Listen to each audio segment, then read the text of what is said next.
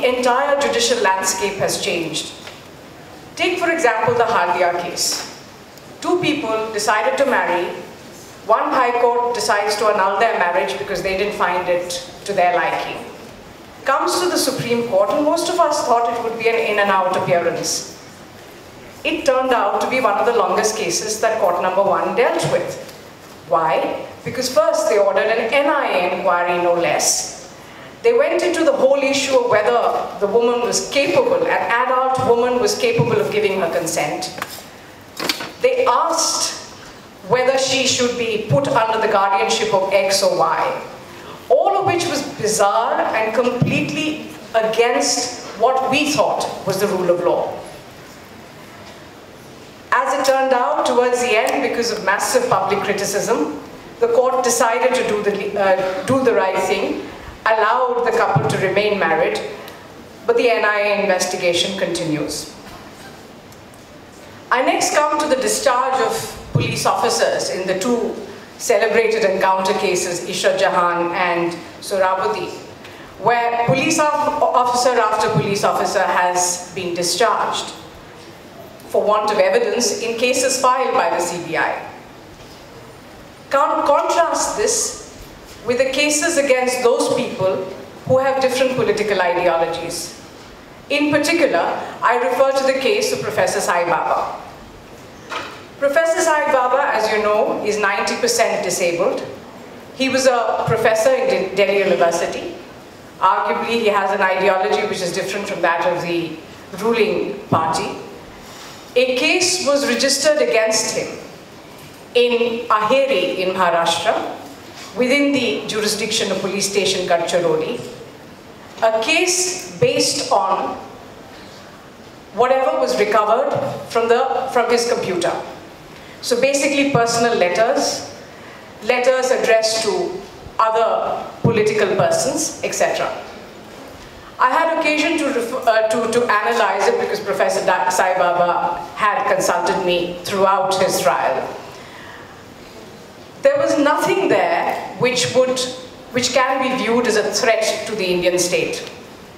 Nothing there which comes within the formal definition of sedition or any of the other charges for which he has been charged.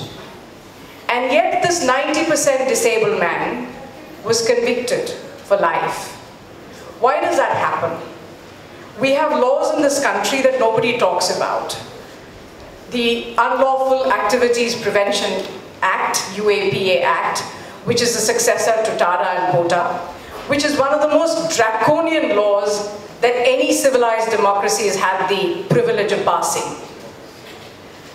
Under the UAPA Act, and combine it with the NIA Act, basically, if anybody is found, and any one of you who's found sitting in this gathering and making rather brave statements, can be picked up on very specious grounds. You are a member of an unlawful organization.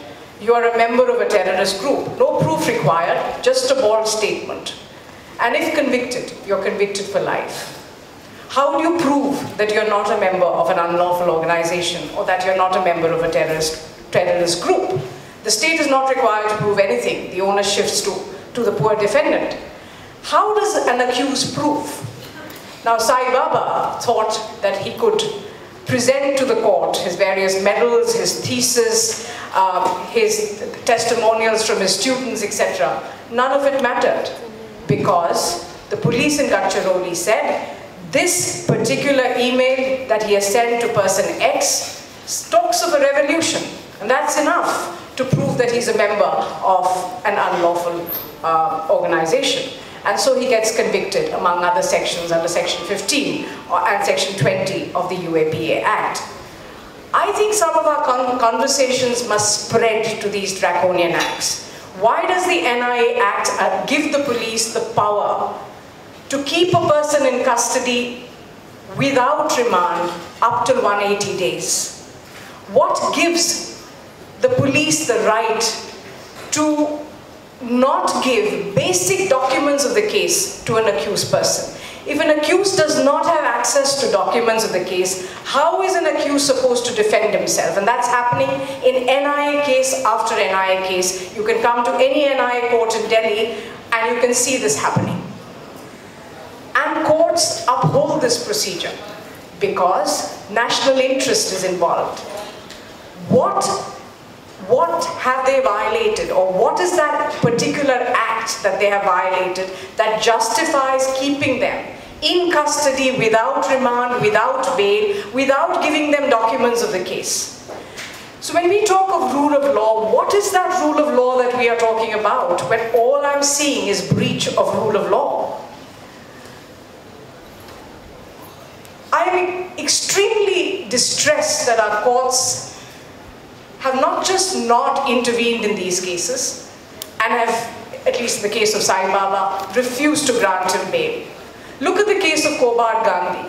He has 1 million cases across the country, and that's the joke amongst us all. He gets acquitted in one, he gets taken into the jurisdiction of another police station in another state. All of them saying he's a member of an unlawful organization.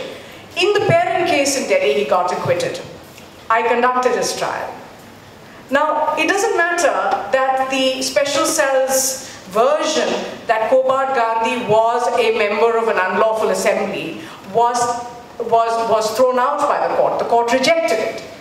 But Hyderabad, Jharkhand, Surat, Patiala, all of them want Kobad Gandhi's custody on exactly the same charge. Can a man be charged for the same offense in 50 different jurisdictions? The law I learned in law school says no, but apparently I'm outdated in my law because the law that is now being practiced is that he can. And so the man continues to be in custody with no hope of coming out anytime soon. These are questions we need to ask. It doesn't matter whether their politics is different from your politics or politics. The law has to be consistent and the application of the law has to be consistent. Look at what the Apex Court has done. I remember the judgment of Justice O. Chinnappa Reddy in the Jehovah Witness case of 1986, I think it was called Vijay Emmanuel, in which Justice Reddy said in a beautiful judgment that it doesn't matter whether these children who belong to the Jehovah Witness sect do not sing the national anthem because their religious faith tells them not to sing the national anthem.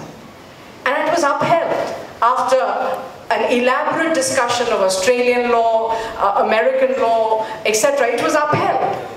Today, we have a situation where the Chief Justice's court tells us that we must stand up for the national anthem in cinema halls and everywhere else.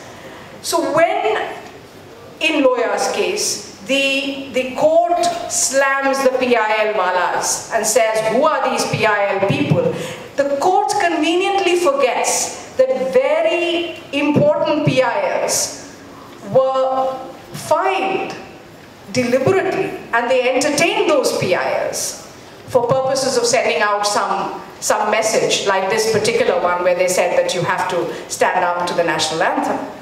PILs are regularly filed.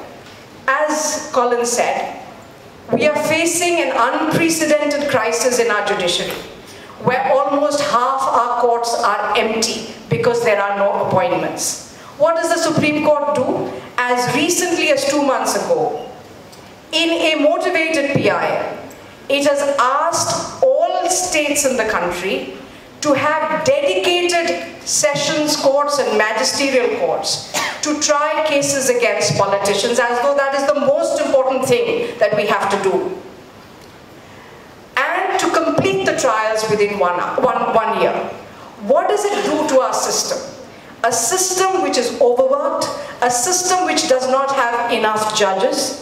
What it does is, it pulls out from that remaining pool two more judges dedicated to fast-track cases against politicians. So your fast-track cases for rape cases, your fast-track cases under the Prevention of Corruption Act. Delhi has 26 special judges who are dealing with Prevention of Corruption Act cases.